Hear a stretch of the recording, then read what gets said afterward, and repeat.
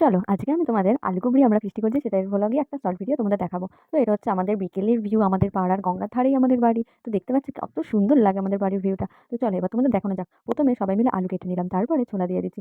তো দেওয়ার পরেই দিয়ে দিচ্ছি ধনে পাতার বাটা, লঙ্কা বাটা আর কাঁচা কাঁচা লঙ্কা বাটা দিয়েছি, ভাজা মশলা, নুন আর ছোলা মটর সিদ্ধও দিয়েছি। তো ধনে পাতাটা এতটাই বেশি হয়ে গেছে তো এটা পুরো সবুজ হয়ে ধনিয়া আলুকুবড়ি হয়ে গেছে। আমাদের দেখে তো এত হাসি পাচ্ছে। আর আলুকুবড়িটা পুরো এত ঝাল হয়ে গেছে, আমরা কেউ খেতে পারিনি। খেয়ে মানে এমনই অবস্থা হয়েছে কি বলবো, আমার এখনো হাত জ্বালা করছে। তো এটা আজকেরই ব্লগ, তার জন্য আমি সেটাই দেখাচ্ছি। তোমরা পরপর দেখতে থাকো। ধনেপাতাটা যদি কেউ দিতে চাও তাহলে একটু কম কম দিও, আর নুনটা আমি একটু বেশিই খাই, তার জন্য আমি সবসময়ের জন্য নুনটা একটু বেশি দিই। আর সবাই মিলে করেছি। আলুটা আমাদের গলেও গেছে, পুরো মনে হচ্ছিল ফুচকার আলু যেমন মাখে ওরকমই লাগছিল দেখতে। তো সবাই মিলে করেছি বলে অসুবিধা হয়নি, আনন্দ করে সবাই খেয়ে নিয়েছি, তাই না? একসাথে খাওয়ার মজাটাই আলাদা। আমরা সবাই মিলে একসাথে করে খেয়ে নিয়েছি, অতটা আমাদের অসুবিধা হয়নি। সবাই ঝালে আউ করছে, তাও লাস্টে ঝুড়ি ভাজাটার জন্য এক গাল করে ঝুড়ি ভাজা নিচ্ছে, এক গাল করে খাচ্ছি। কি মজাই না লাগছিল। তো তোমরাও দেখো তোমাদেরও কেমন লাগে এটা দেখতে দেখতে। আর আমার ফেসবুকটাকে একটু লাইক করে দিও, শেয়ার করে দিও। আর তেঁতুলের টকটা দেখে যদি তোমাদের আরো বেশি ভালো লাগে, বেশি করে কমেন্ট করে দিও। তেঁতুলের এটা দেখে তো আমার এখনো জিভে জল আসছে, কিন্তু এটা হওয়ার পরেই তো আমাদের খেতে হবে, তাই না বলো? তার আগে আমি এই আলুটা যখন ছাড়াচ্ছিল আমি একটুখানি ডিম করে খেয়ে নিয়েছি। ডিম বলতে আলুর মধ্যে অল্প নুন, কাঁচা লঙ্কা বাটা আর ধনেপাতা, একটু লেবুর রস আর টক দিয়ে ওটাকে ডিম করে খেয়ে নিই। এটা আমাদের এখানে এরকমই খাই আমরা, ডিম মতন। ঠিক আছে? তো তারপরে ডেকোরেশনটা আমার কমপ্লিট হয়ে গেছে ফাইনালি আলুকুবড়ির উপরে, তাই আমি একটু লেবুর রস দিয়ে আরো সুন্দর করে দিলাম।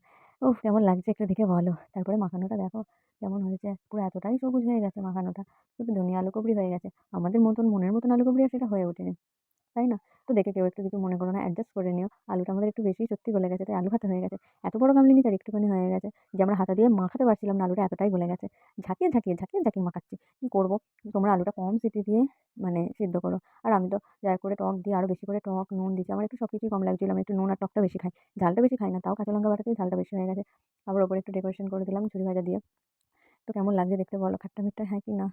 আমার তো খুব ভালো লাগছে, তো তোমরাও বলো কেমন লাগছে দেখে। আর এই যে আমাদের পগলা সোনা চলে এসছে, এত বদমাইশ করে ছাদের মধ্যে, আমি ওর পিছনে খেলা করছিলাম, আমার সাথে খেলা করছে। কি হাসছে দেখেছো সোনাটা?